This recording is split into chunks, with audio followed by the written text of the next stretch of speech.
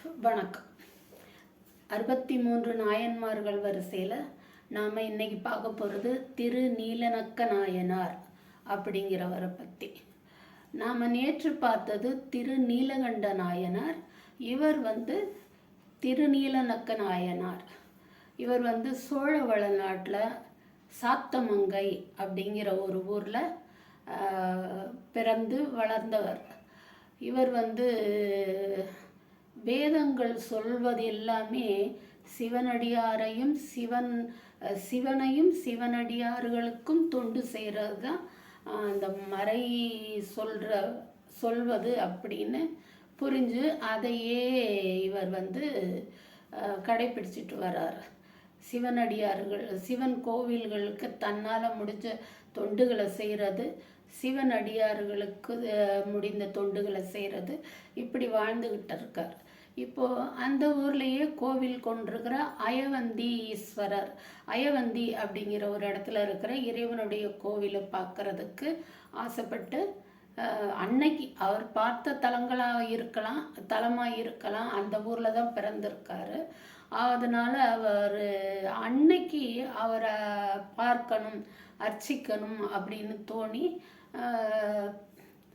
பூஜைக்கு தேவையான பொருட்களெல்லாம் எடுத்துக்கிட்டு தன்னோட மனைவியையும் கூட்டிக்கிட்டு போகிறார். கோயிலில் போய் பூஜைக்கு தேவையான பொருட்கள்லாம் எடுத்து வச்சுக்கிட்டு இருக்கும்போது லிங்க திருமேனியில், சிவலிங்க திருமேனியில் ஒரு சிலந்தி கூடு கட்டி இருக்கிறத அந்த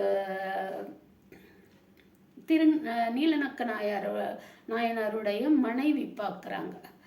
பார்த்துட்டு இறைவனோட மேனியில் இது கூடு கட்டுதுன்னு சொல்லி ஃபூன்னு வாயால் ஊதுறாங்க. ஊதி அது லேசான படலமாக தானே இருக்கும். அவங்க வாயால் ஊதுனதும் அது அந்த வலையானது விழுந்துருது. அப்போது தான் இவர் கவனிக்கிறாரு நீலநக்க நாயனார்.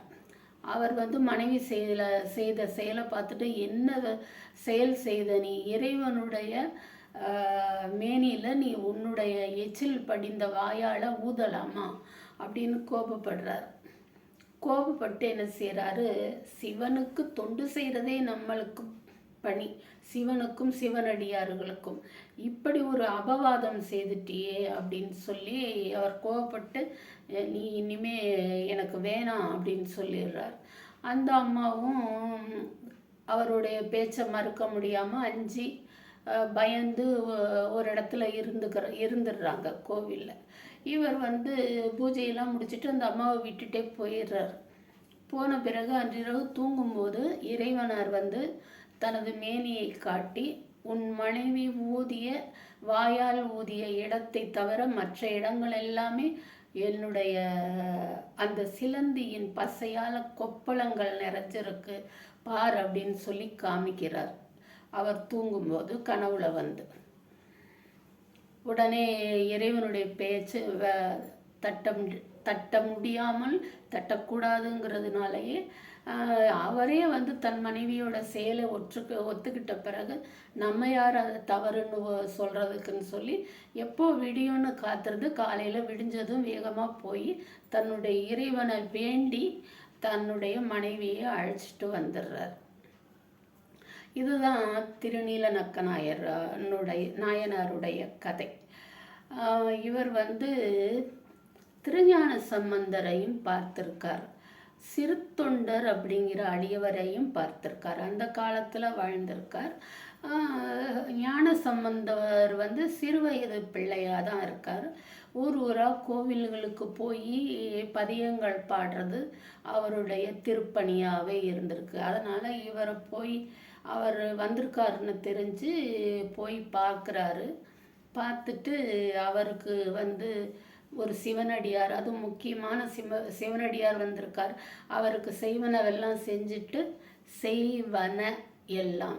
செய்யக்கூடியதெல்லாம் செய்துட்டு அவர் என்ன செய்கிறாரு, தன்னுடைய வீட்டுக்கு அவர் வந்தால் நல்லதுன்னு அழைக்கிறாரு. அது மாதிரி அவரும் வர்றாரு. அவருக்கு வேண்டியதை எல்லாமே செய்து திருவமுது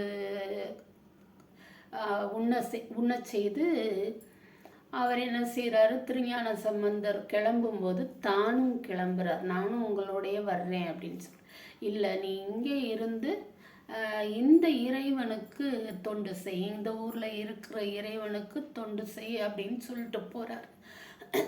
சொல்லிட்டு போகிறாரு திருஞான சம்பந்தர். திருஞான சம்பந்தருக்கு திருமணம் முடியும் போது அந்த திருமணத்தை நடத்தி வைத்த புரோகிதர் இவர்தான் அப்படின்னு சொல்கிறாங்க. இப்படி தன்னுடைய மனைவியாரோடு சிவபெருமானுக்கும் சிவனடியார்களுக்கும் தொண்டு செய்து உரிய நேரத்தில் சிவலோக பதவி அடைகிறார் இவர். அதனாலேயே இந்த திருநீலநக்க நாயனாரும் நாயனார் வரிசையில் சேர்றார். நாமும் செய்யக்கூடாது அப்படின்னு நினைக்கிறதெல்லாம் செய்வோம். அதை இறைவன் ஏற்றுக்கிட்டாலும் கூட சரி, நமக்கு ஏற்றுக்கிறாரா இல்லையாங்கிறது நமக்கு தெரியாமலே செய்கிறோம். ஒரு ஒரு ஆபத்து விளையுதுன்னா அந்த நேரத்தில் எதுவும் செய்கிறதுக்கு தயங்கக்கூடாது.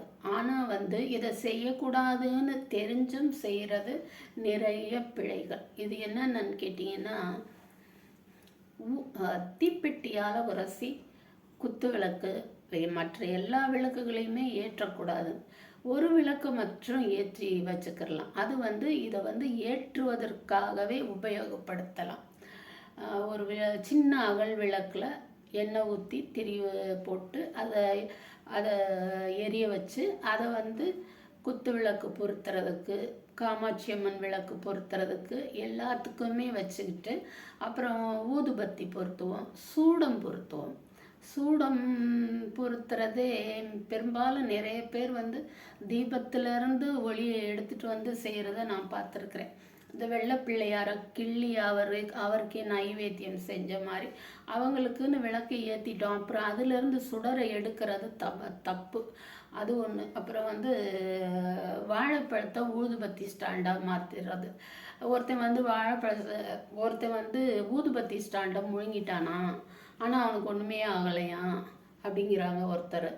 எப்படி ஒன்றும் ஆகலைன்னா, ஏன்னா அவன் முழுங்கினது வாழைப்பழத்தை அப்படின்னு ஒரு ஜோக்கம். ஆக வாழைப்பழம் தான் ஊதுபத்தி ஸ்டாண்டுன்னே ஆயிடுச்சு. அவருக்கு நைவேத்தியமாக நம்ம வைக்கிறது அந்த பழம்.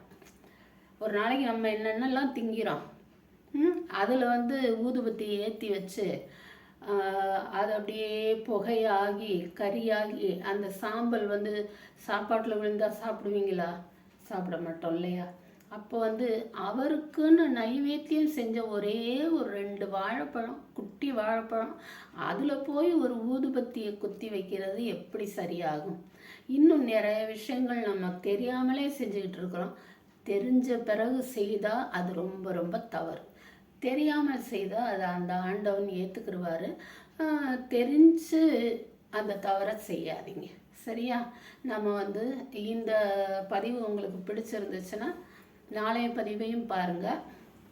இந்த பதிவை பார்த்ததுக்கு உங்களுக்கு நன்றியும் வணக்கம்.